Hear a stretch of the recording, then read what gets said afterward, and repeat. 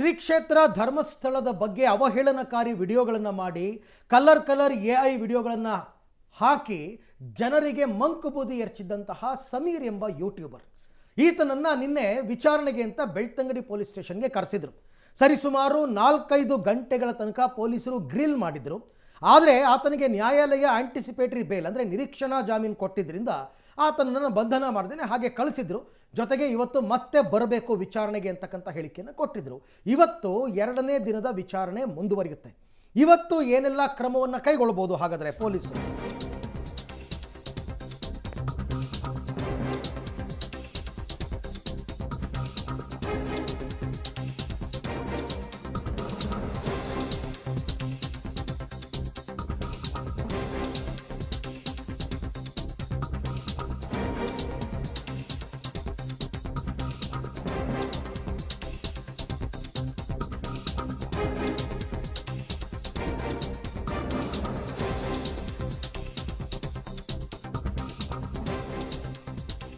ಧರ್ಮಸ್ಥಳದ ಬಗ್ಗೆ ಅವಹೇಳನ ಹಿನ್ನೆಲೆಯಲ್ಲಿ ದೂತ ಸಮೀರ್ಗೆ ನಿನ್ನೆ ಗ್ರಿಲ್ ಆಯಿತು.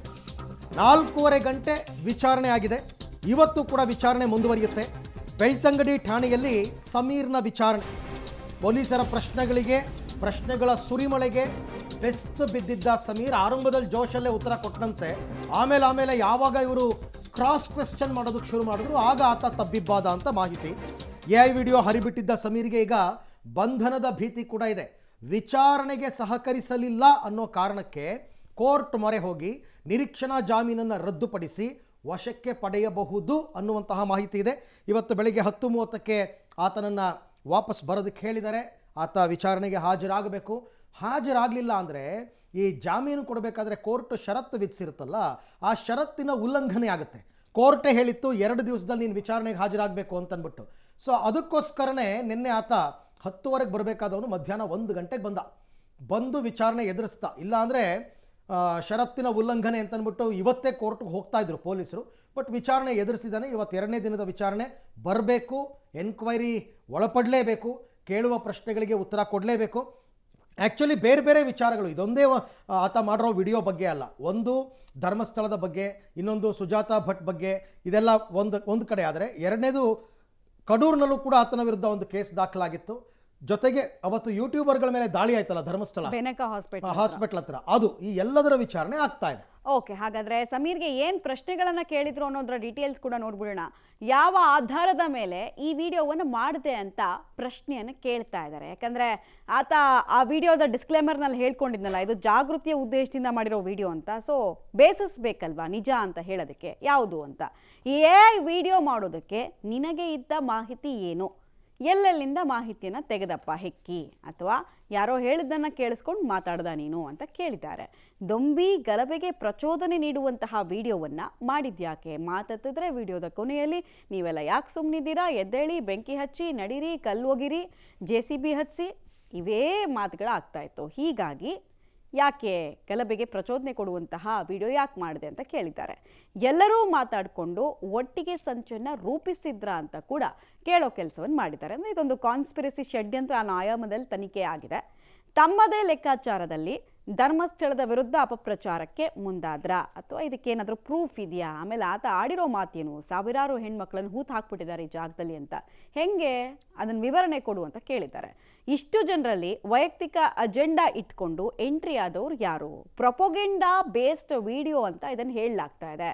ಸೊ ಯಾರದ್ದು ಅಜೆಂಡಾ ಏನಾಗಿತ್ತು ಅಂತ ಕೇಳಿದಾರಂತೆ. ಹಾಗೆ ಹೋರಾಟದ ಹೆಸರಲ್ಲಿ ಯಾರ್ಯಾರು ತೆರೆಮರೆಯಲ್ಲಿದ್ದಾರೆ, ಒಬ್ಬಂದೇ ಚಾನಲ್ ಇದು ಅಥವಾ ಸುಮಾರು ಜನ ಇನ್ವೆಸ್ಟ್ಮೆಂಟ್ ಮಾಡಿದಾರಾ, ಫಂಡಿಂಗ್ ಮಾಡಿದ್ದಾರಾ, ಸ್ಕ್ರಿಪ್ಟ್ ಯಾರು ಬರ್ಕೊಟ್ರು, ಡೈಲಾಗ್ ಡೆಲಿವರಿ ಹೀಗೆ ಆಗಬೇಕು ಅಂತ ಯಾರು ಹೇಳಿದ್ರು, ವಿಡಿಯೋ ಎಡಿಟಿಂಗ್ ಎಲ್ಲ ಆಯಿತು, ಸಾಫ್ಟ್ವೇರ್ ಯಾವ್ದು ಬಳಸಿದ್ರಿ, AI ಟೂಲ್ ಯಾವ ಥರ ಅಪ್ಡೇಟ್ ಆಗಿತ್ತು, ಇದನ್ನೆಲ್ಲ ಕೇಳಿದ್ದಾರೆ. ಎಲ್ಲ ಬೆಳವಣಿಗೆಯ ಹಿಂದಿನ ಮಾಸ್ಟರ್ ಮೈಂಡ್ ಯಾರು, ಹಿಂಗೊಂದು ವಿಡಿಯೋ ಮಾಡ್ಬೇಕು ನೀನು ಅಂತ ಹೇಳ್ಕೊಟ್ಟವ್ರು ಯಾರು, ನೀನೇನಾ ಅಥವಾ ಬೇರೆಯವರ ಅಂತ ಕೇಳಿದ್ದಾರೆ. ಮಾಸ್ಕ್ ಮ್ಯಾನ್ಗೂ ನಿನಗೂ ಏನು ಸಂಬಂಧ ಅಂತ ಕೇಳಿದ್ದಾರೆ. ಇದನ್ನು ಯಾಕೆ ಕೇಳಿದ್ದಾರೆ ಅಂದರೆ, ಸಾಕ್ಷಿ ಅಂತ ಕೇಳ್ತಾ ಇದ್ರಲ್ಲ, ಬಂದಿದ್ದಾನೆ ಒಂದು ಜೀವಂತ ಸಾಕ್ಷಿ ಅಂತ ಈ ಹುಡುಗನೇ ವಿಡಿಯೋ ಮಾಡಿರೋದು. ಹಿಂಗಾಗಿ ಕೇಳಿದ್ದಾರೆ, ಹೆಂಗೆ ನಿಂಗೆ ಸಂಬಂಧ ಆಗುತ್ತೆ ಅಂತ ಕೇಳಿದ್ದಾರೆ. ಉಳಿದ 3 ಮಂದಿಗೂ ನಿನಗೂ ಯಾವಾಗಲಿಂದ ಪರಿಚಯ? ಅದೇ ಈ ವ್ಯಕ್ತಿನೇ ಫೋಟೋವನ್ನು ಶೇರ್ ಮಾಡ್ಕೊಂಡಿದ್ದಾನೆ. ಗಿರೀಶ್ ಮಟ್ಟಣ್ಣನವರ ಜೊತೆಗೆ ಫೋಟೋ ಹಾಕ್ಕೊಂಡಿದ್ದಾನೆ ಇನ್ಸ್ಟಾಗ್ರಾಮ್ನಲ್ಲಿ. ಆಮೇಲೆ ಮಹೇಶ್ ತಿಮ್ರೋಡಿ ಜೊತೆಗೆ ಫೋಟೋವನ್ನು ಹಾಕ್ಕೊಂಡಿದ್ದಾನೆ. ಸೊ ಡೀಟೇಲ್ಸ್ ಕೊಡ್ತಾರೆ, ನೇರ ಸಂಪರ್ಕದಲ್ಲಿ ಜಾಯಿನ್ ಆಗ್ತಾ ಇದ್ದಾರೆ ಸುಕೇಶ್, ಸದ್ಯಕ್ಕೆ ಯಾವ್ಯಾವ ರೀತಿಯಲ್ಲಿ ತನಿಖೆ ಆಗಿದೆ, ಇದಕ್ಕೆಲ್ಲ ಸಮರ್ಥವಾಗಿ ಉತ್ತರ ಕೊಡೋದಕ್ಕೆ ಸಾಧ್ಯ ಆಯ್ತಾ ಅಥವಾ ಪೇಚಿಗೆ ಸಿಲುಕದೆ ಅನ್ನೋ ರೀತಿನಲ್ಲಿ ಅವನು ಭಾವನೆ ಇತ್ತಾ, ಕೆಲ ಪ್ರಶ್ನೆಗಳಿಗೆ ಒದ್ದಾಡದ್ನ, ಏನೇನು ಮಾಹಿತಿ ಇದೆ? ಮಮತಾ ನೋಡ್ಕೊಂಡ್ರೆ ಮೊದಲನೇ ದಿನದ ಒಂದು ತನಿಖೆಯನ್ನು ಮಾತ್ರ ಎದುರಿಸಿರುವಂತದ್ದು. ಪೊಲೀಸರಿಗೆ ಒಂದಷ್ಟು ಮಾಹಿತಿ, ಸುಮಾರು 4.5 ಗಂಟೆಗಳ ಕಾಲ ಅವನು ಇಡೀ ಒಂದು ವಿಡಿಯೋದ ಸಂಬಂಧ ಒಂದಷ್ಟು ಮಾಹಿತಿಯನ್ನ ಆತ ಪೊಲೀಸ್ ತನಿಖೆಯಲ್ಲಿ ಕೊಟ್ಟಿದ್ದಾನೆ. ಇವತ್ತಿನ ತನಿಖೆ ಕೂಡ ಅಷ್ಟೇ ಮಹತ್ವದ್ದಾಗುತ್ತೆ. ಯಾಕಂದ್ರೆ ಹೆಚ್ಚುವರಿ ಏನೇನು ಮಾಹಿತಿಗಳು ಬೇಕು ಅನ್ನೋದ್ರ ಬಗ್ಗೆ ಒಂದಷ್ಟು ವರ್ಕೌಟ್ ಅನ್ನು ಕೂಡ ಪೊಲೀಸರು ಮಾಡಿರ್ತಾರೆ. ಆ ಎಲ್ಲ ಮಾಹಿತಿಗಳನ್ನು ಇವತ್ತು ಹೊರತೆಗೆಯುವಂತ ಪ್ರಯತ್ನ ಮಾಡ್ತಾರೆ. ಹಾಗಾಗಿ ಇವತ್ತು ನಡೆಯುವಂತಹ ತನಿಖೆಯು ಕೂಡ ಅಷ್ಟೇ ಮಹತ್ವವನ್ನು ಪಡೆದುಕೊಳ್ಳುತ್ತೆ. ಅವನ ಜೊತೆಗೆ ಯಾರ್ಯಾರು ಇದ್ರು, ಯಾವ ಕಾರಣಕ್ಕಾಗಿ ವಿಡಿಯೋ ಮಾಡ್ದ, ವಿಡಿಯೋಕ್ಕೆ ಬೇಕಾದ ಇದ್ದಂತಹ ಮೂಲ ಆಧಾರ ಏನು, ಯಾವ ಸಾಕ್ಷ್ಯವನ್ನು ಪರಿಗಣಿಸಬಹುದು, ಸಾವಿರಾರು ಜನ ಅಂದ್ರೆ ಎಲ್ಲಿ ಸಾವಿರಾರು ಹೆಣ್ಮಕ್ಳನ್ನ ಉಳ್ಳಾಗಿದೆ, ನಿನಗೇನು ಮಾಹಿತಿ ಇದೆ ಅನ್ನೋದು ಕೇಳದಂತೆ, ಒಂದು ಅವನು ವಿಡಿಯೋಕ್ಕೆ ಬೇಸಿಕಲಿ ಯಾವ ಆಧಾರದಲ್ಲಿ ಮಾಡ್ದ ಅನ್ನುವಂಥದ್ದು, ಮತ್ತೆ ಅವನು ವಿಡಿಯೋದಲ್ಲಿ ಹೇಳಿರುವಂತಹ ವಿಚಾರಗಳಿಗೆ ಏನು ಪ್ರೂಫ್ ಇದೆ ಅನ್ನುವಂಥದ್ದು, ಈ ಎಲ್ಲ ವಿಚಾರಗಳನ್ನು ಕೂಡ ಇವತ್ತಿನ ತನಿಖೆಯಲ್ಲಿ ಮತ್ತಷ್ಟು ಹೆಚ್ಚು ಮಾಹಿತಿಯನ್ನು ಪೊಲೀಸರು ಪಡೆಯಲಿಕ್ಕೆ ಮುಂದಾಗಿರುವಂಥದ್ದು. ಬಹುತೇಕ ಇವತ್ತಿನ ತನಿಖೆ ಒಂದು ರೀತಿ ನಿರ್ಣಾಯಕ ಆದರೂ ಆಗ್ಬಹುದು. ಯಾಕಂದ್ರೆ ಆತ ಕೊಡುವಂತಹ ಮಾಹಿತಿ ಮತ್ತು ಮಾಹಿತಿ ಕೊಡದೇ ಇದ್ರೆ, ಒಂದು ಆತನನ್ನ ಹೆಚ್ಚುವರಿ ಮಾಹಿತಿಗಾಗಿ ವಶಕ್ಕೆ ಪಡೆಯಕ್ಕೆ ಕೋರ್ಟ್ ಮೊರೆ ಹೋಗ್ಲಿಕ್ಕೆ ಬೇಕಾದಂತ ಸಿದ್ಧತೆ, ಪೂರ್ವ ಸಿದ್ಧತೆ ಬೇಕಾ ಬೇಡ ಅನ್ನೋದ್ರ ಬಗ್ಗೆಯೂ ಪೊಲೀಸರಿಗೆ ಒಂದು ಕ್ಲಾರಿಟಿ ಸಿಗಬಹುದು. ಅಥವಾ ಮತ್ತೊಂದು ಕಡೆಯಲ್ಲಿ ಅವನೇನಾದ್ರೂ ಒಂದಷ್ಟು ಹಿಂಟ್ಗಳನ್ನ ಕೊಟ್ಟರೆ ಇದನ್ನ SIT ವ್ಯಾಪ್ತಿಗೆ ತೆಗೆದುಕೊಂಡು ಹೋಗ್ಬೋದು ಇವನ್ನ ಅನ್ನುವಂತ ಬೇಕಾದಂತ ಪೂರಕವಾದಂತ ಸಿದ್ಧತೆಗಳೇನು ಅನ್ನೋದ್ರ ಬಗ್ಗೆ ಪೊಲೀಸರು ನಿರ್ಧಾರ ಮಾಡಬಹುದು. ಹಾಗಾಗಿ ಇವತ್ತು ಅವನು ಆಡುವಂತ ಮಾತು ಅಥವಾ ತನಿಖೆಯಲ್ಲಿ ಕೊಡುವಂತ ಉತ್ತರ ಸಾಕಷ್ಟು ಮಹತ್ವವನ್ನು ಪಡೆದುಕೊಂಡಿರುತ್ತೆ. ಮಮತಾ.